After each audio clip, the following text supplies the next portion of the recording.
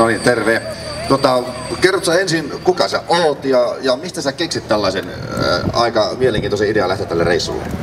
No, mä oon Mutasen Jukka ja idea reissulle, no päästä nousemaan tämmönen pintaan. Päästä nousi pintaan. No ylitys tästä suosiosta sitten, kun siis se oli vissiin 50 000 oli tää tavoite, että jos saat sen verran porukkaa tukemaan, niin sä lähet. Joo, 50 000 oli se tavoite ja mä kuvittelin, että jos ehkä kaverit siihen liittyisi, joku, kelle mä laitan 100 tyyppiä siinä vaiheessa, niin jos ne lähtis siihen, niin olisi. No milloin sä laitat tämän systeemin pyörimään?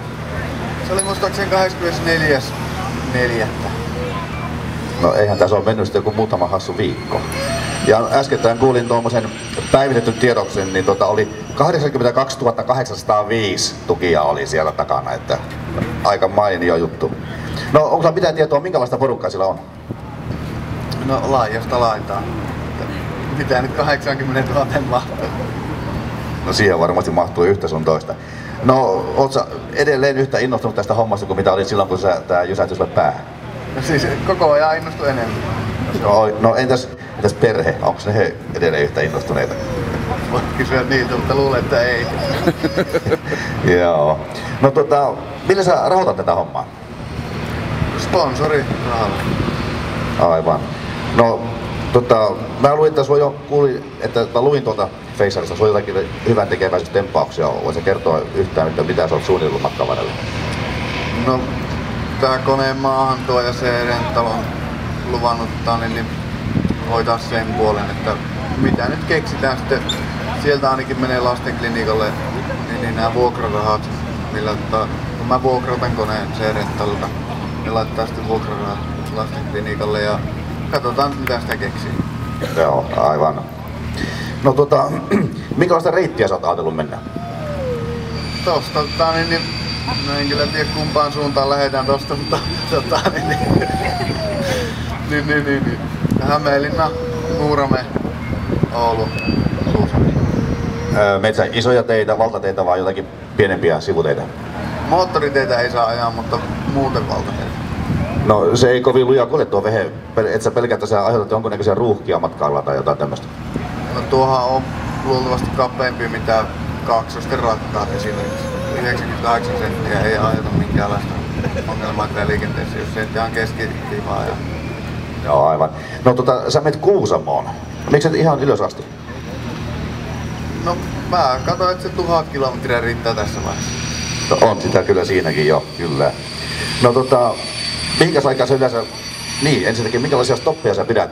Täytyy sun levätäkin tietenkin täällä. No, yöt nukutaan tietenkin hyvin. Sitten ruuat ja kahvit. Eikö ne riitä? No siinähän sitä on, mutta kyllä siinä on myöskin istumista sitten. No mihinkäs aikaa sä lähdet aamulla liikkeelle? Se mä riippuu hotelli aamiaista, että heti kun pääsee aamiaiseen, siitä pitäisi sitten lähteä jatkaa. Ei sitä vitti kovin päivään.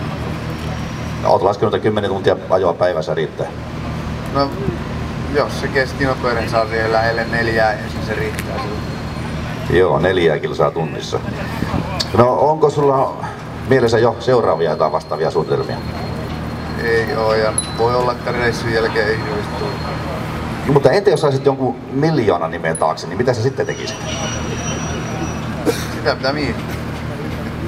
No mutta entäs toi kone? Kerro nyt vähän siitä, että minkälainen se on.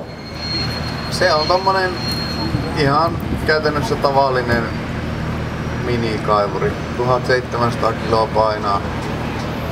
Ja kumiteloilla Janmarin dieselillä. Pikkusen varustellumpi mitä normaali.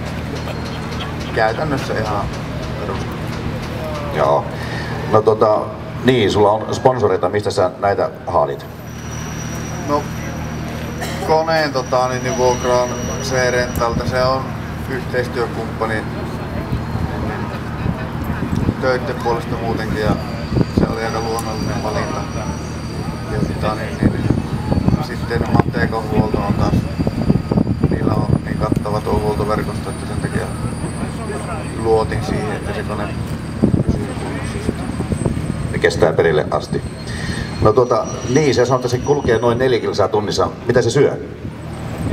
Sitä on paha sanoa. Työkäytössä vähän reilu litran tunnissa. Toivottavasti päästään siihen ajoon. Niin, että pääsee joskus perillekin. Kyllä. Niin, sulla on nettikuvaa tuolta matkalta. Mistä sitä voi seurata? Niin semmonen kuin www.cerental.fi kautta Kaivuri Jukka. Siellä näkee live-kuvaa ja sitten näkee karttapaikantimeltä koko ajan missä mennään. Se on ihan reaaliaikainen. Tai molemmat reaaliaikaisia. No kukas hoitaa tämän kuvaustekniikan? Tuo 3G-antennit. Semmonen 3G-antennit.fi. Se laittoi kamerat ja laajakaista yhteyden, langattoman laajakaista yhteyden koneeseen. Joo. No,